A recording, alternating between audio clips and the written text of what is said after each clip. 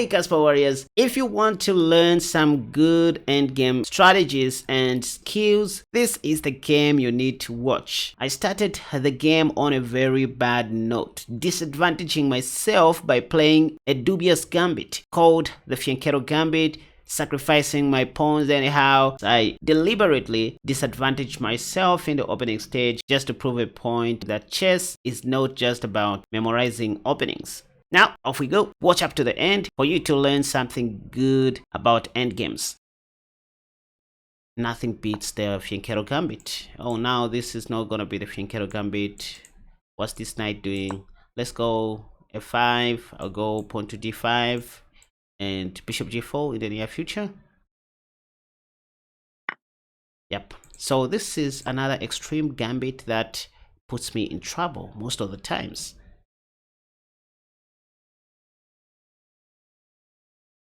Once again, you can see what I do in the opening stage most of the times. I try by all means to disadvantage myself. Who am I?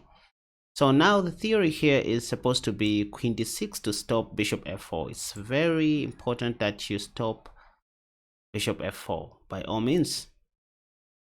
And I have a chance to take, but I don't want to. So what I'm going to do is to give white an option to take my g pawn. How? By developing my queen's knight. Though I was supposed to play queen d6 with knight c6. Oh, wait a second, that's a good move as well, but I'm not just sure of this move. Can do this, I think. Take, then queen d6.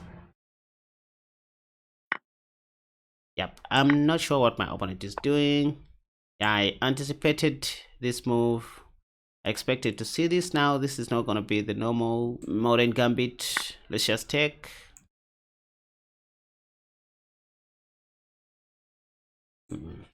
Let's see what my opponent is going to do.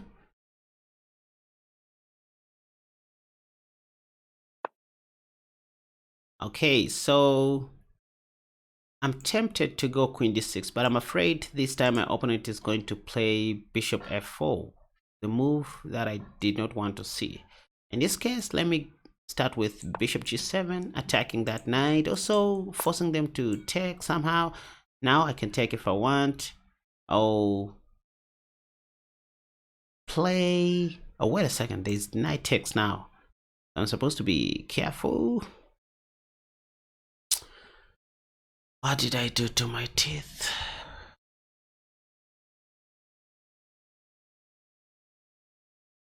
You know what? I think, can I get rid of this knight?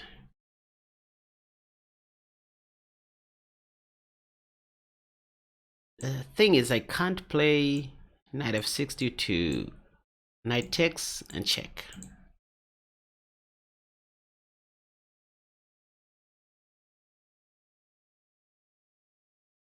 Okay.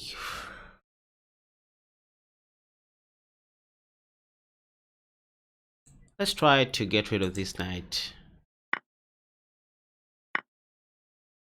My opponent should have taken with a pawn. I have a feeling about that. Just don't know how good this move is. Now I can do this. If if bishop g5, I'll just cast a shot.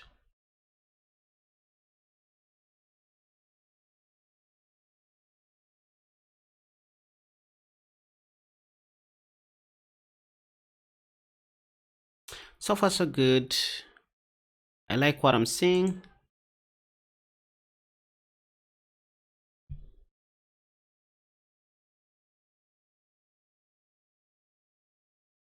This is another rapid match. I'm now rated 2263. My goal is to reach 2400 with this account.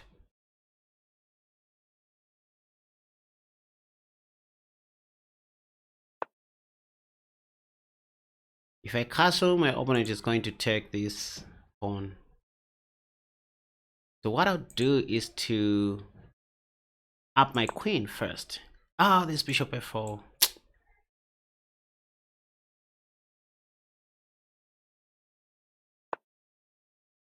Okay, so I saw that very late, but still have some moves. Guess can play in that. Is pawn to h3. Oh, wait a second. What if I just attack that bishop? Does I have knight takes in the near future? Yep, I think let me do that. Takes, wait a second. Takes, takes. Knight takes. Rook takes. Rook takes bishop. Knight takes bishop. Fair game. It's a tricky move. If bishop g3, I'll be glad to get rid of that once and for all.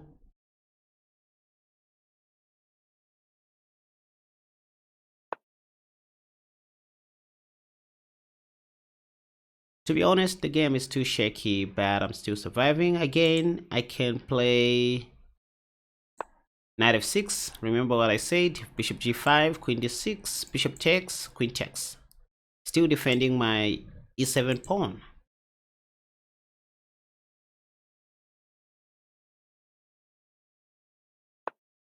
Actually, I have an opportunity to...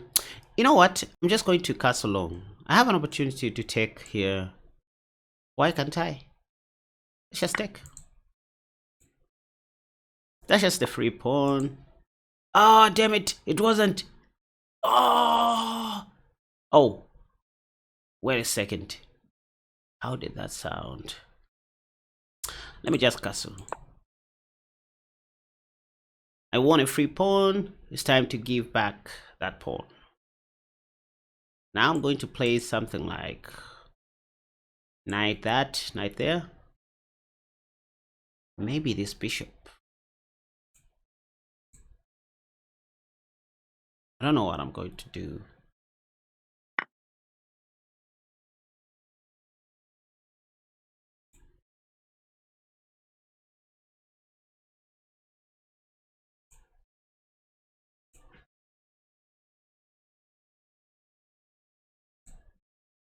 Maybe knight e4, bishop takes, and bishop that. I don't see much that white can do. Of course, I don't have a great position, but I'm trying.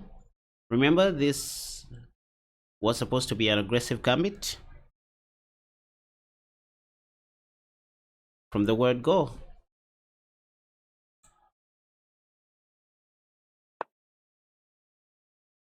I expect to see knight takes, after which I'm going to take back with my bishop. Very shaky position. I brought this on myself, so I have no one to blame. And that's the idea. That was the idea, rather.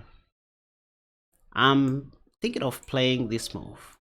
Kind of looks cool if you think about it. So let's calculate through rook f5, pawn takes, rook takes, pawn takes,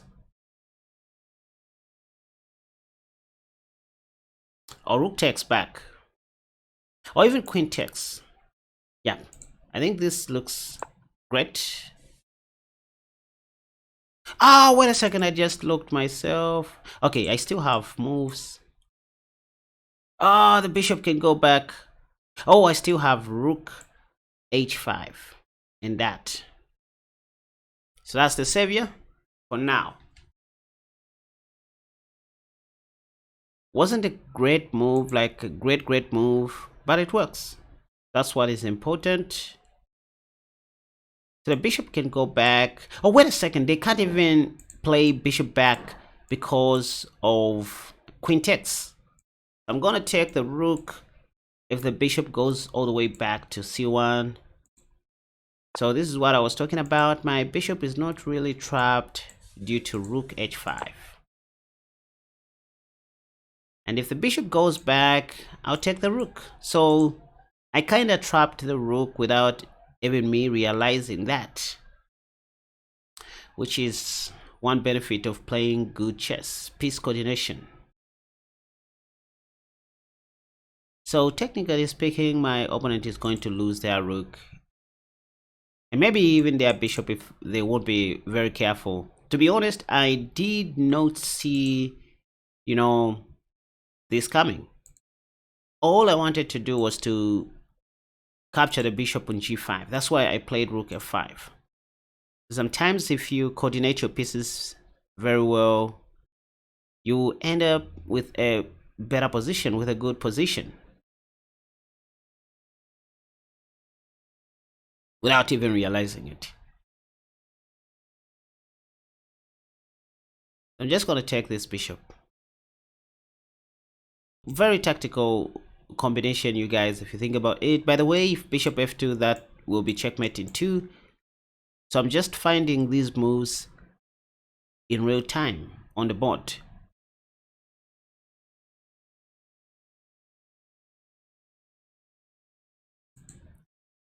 The rook is under attack, the bishop is under attack. Next, I'll just take the bishop and consider taking. But anywho, pawn takes, rook takes, tap.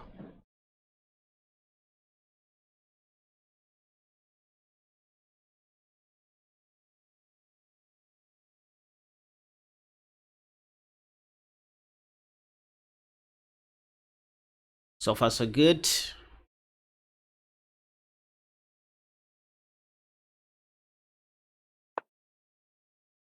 That's a brilliant move. Didn't see that coming. Okay, so I can still take this and then take that. Oh yeah. Rook back to e5 is one move I did not consider. It kind of stops queen takes h2. But let's just take and take like that. Oh, let's take like this. This is a very sticky move. If you think about it, I want to win the rook for free. So, oh, no. If I take with the pawn, white is going to give me a check and I'll be in trouble. So let's just do this, oversimplifying the position. Oh, damn it. Maybe I shouldn't have taken. Should have played something else like rook f8. Yeah, this is not good.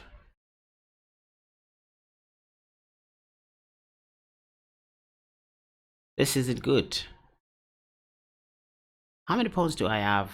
5 against 5. Okay. Position is almost equal, but I have the doubled isolated pawns, pawn islands. My opponent has one isolated pawn, so technically speaking, their pawn structure is better than mine for the end game. And I'll be in trouble once they exchange queens, but let's just do this. Attack this pawn. If queen that, I have queen takes, rook takes, rook takes, then that, takes. All I see is a draw, to be honest.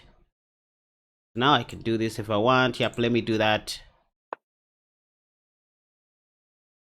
If pawn to d5, I have, yep, c6.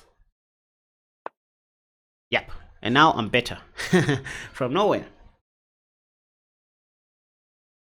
From nowhere, I'm just better. Because if white takes, I have queen takes. That rook is, I mean, the pawn is pinned to the rook. So next, I'm just going to take that pawn for free. All of a sudden, better in terms of pawn structure and in terms of material. I'm just up a pawn. These are simple tactics that most people don't know in the endgame. I heard somebody saying most people are good attackers but not good defenders.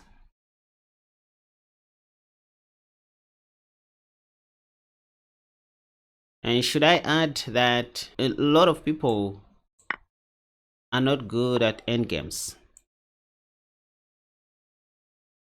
Yeah, let's move. We keep on marching to Zion.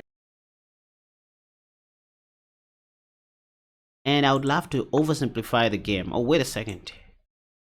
You see, This is not how you play the end game, to be honest. My opponent is not doing a great job to stop me from doing what I want to do. Just simply marching to Zion. So now I can play this move to protect my c4 pawn.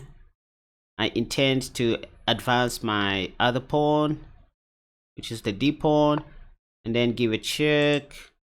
Yep, so I can continue matching to Zion. There are no checks. So I have this check coming. Probably I'm going to capture the b pawn next. And at this point, I might start thinking of, or I should start thinking of exchanging queens to oversimplify the position. I have two pawns, two passed pawns. I'll use this as, wait a second, I'll use my a pawn as a distraction. So in this case, I can exchange queens and put my rook here, then go like that. Yep, I think this is what I should do. I don't know if I'm doing things right. Another move is to start advancing my pawn like that. So let's try this. My opponent can't do a thing from here.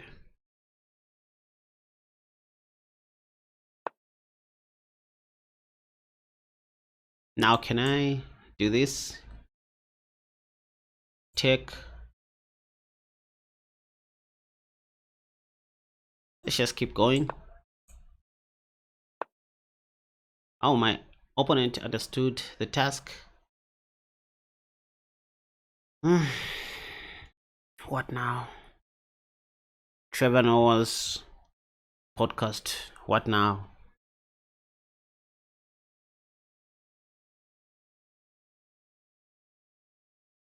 You know what? Let's oversimplify the position.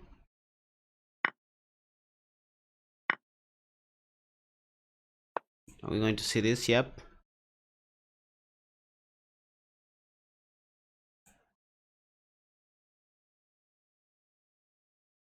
This rook can't go anywhere. Now let's stop the king.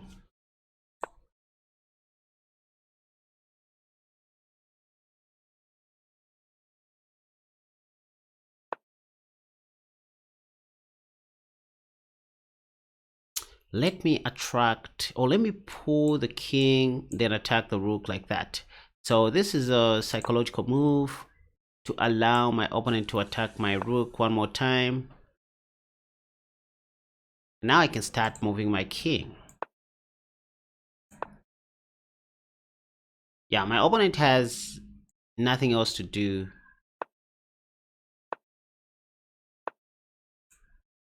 So now I'm going to defend all my pawns and win a smooth game. There's nothing they can do.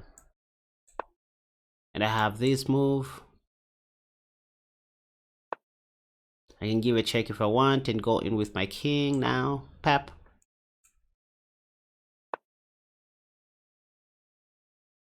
Yeah, this is like game over.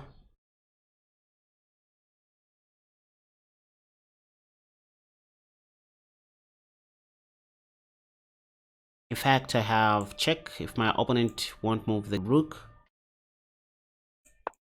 Yep, this is what I said. So check, take the rook, sidestep my king, promote into a donkey. That was a simple deflection.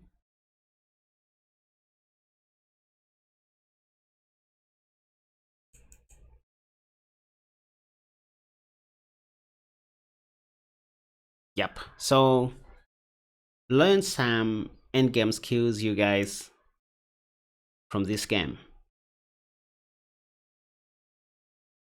Now the game is just over from here. Pap. Sorry, buddy, but I had to do that. Now check this out, you guys. If you want to learn more about these kinds of tricks or similar opening ideas like the ones I just shared, you can watch this video that has popped up on the top left. Another video that I highly recommend you check out to skyrocket your rating is this one that has popped up on the top right. But if you love gambit videos, you can check out the video that has popped up on the bottom left. And if you are a lover of chess traps like myself, feel free to click on the video that has popped up on the bottom right.